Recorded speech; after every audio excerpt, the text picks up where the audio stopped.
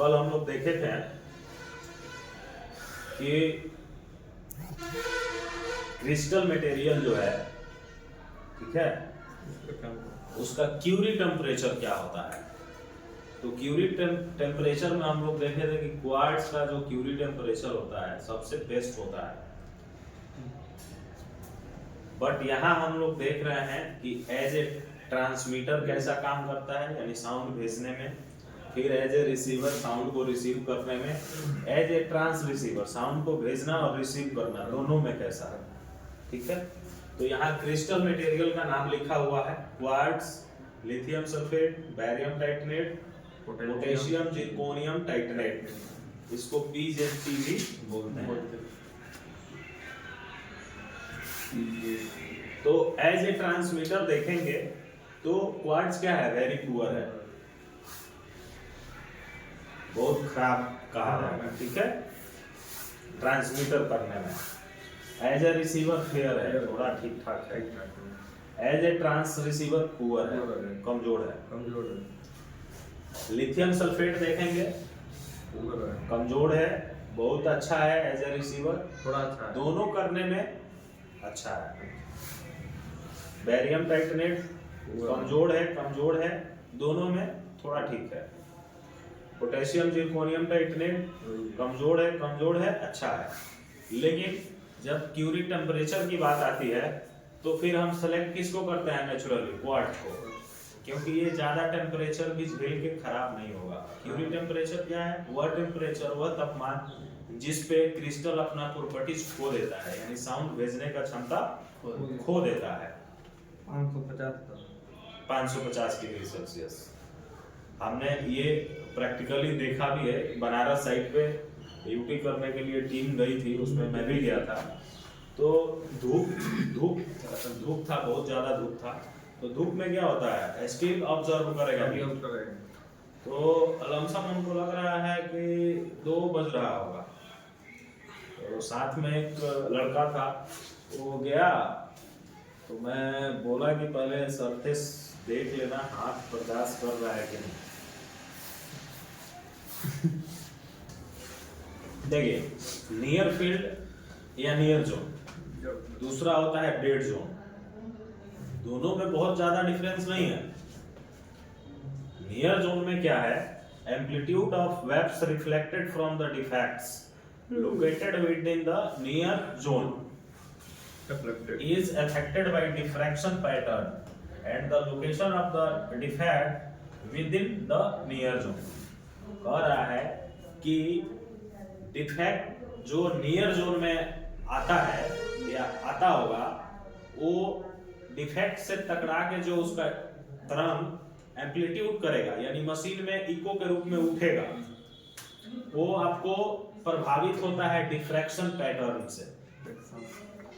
Diffraction pattern यानी diffract हो जाएगा साउंड डिफ्रैक्ट, ठीक है। तो होगा क्या, जब डिफ्रैक्ट होगा कि या तो एम्पलीट्यूड छोटा आएगा, आपको पता ही नहीं चलेगा, प्रैक्टिकल में आपको देखने को मिलेगा, दिखाएंगे, पता ही नहीं चलेगा कि डिफेक्ट है, इतना छोटा इको आएगा, या फिर एक बड़ा आ जाएगा, ठीक है, ये कंडीशन होगा। तो डिफेक्ट जो भी नियर जोन में आता है वहां डिफ्रैक्शन पैटर्न लागू हो जाता है। दूसरा चीज कह रहा है, the amplitude of the reflected wave में एक्सपीरियंस, कह रहा है कि जो रिफ्लेक्टेड वेव होगा इको के रूप में, उसमें आप अनुभव करेंगे एट लीस्ट 1 मैक्सिमम, एक क्या होगा, अधिक होगा, एंड 1 मिनिमम, एक क्या होगा, कम होगा। As the distance from the probe increase in the near field, near field में उसके डिस्टेंस को जैसे जैसे बढ़ाया जाएगा तो एक कम होगा, एक ज्यादा होगा।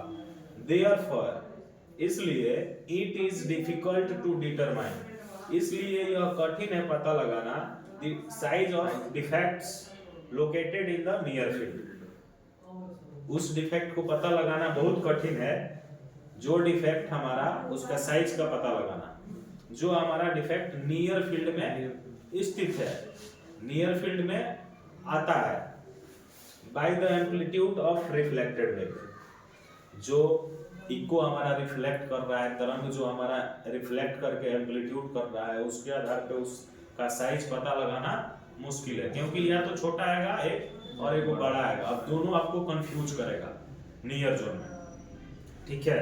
तो इसलिए नियर जोन में जो भी डिफेक्ट आता है वो क्लियरली पता नहीं चल पाता है, उसका साइज आपको पता नहीं चलेगा, ठीक है। दूसरा है डेड जोन। डेड जोन में क्या होता है, शॉर्ट पल्स एनर्जी के वजह से उस एरिया का कोई भी डिफेक्ट आपको पता नहीं चलेगा, कोई भी डिफेक्ट पता नहीं चलेगा, साइज ही नहीं डिफेक्ट ही पता नहीं चलेगा।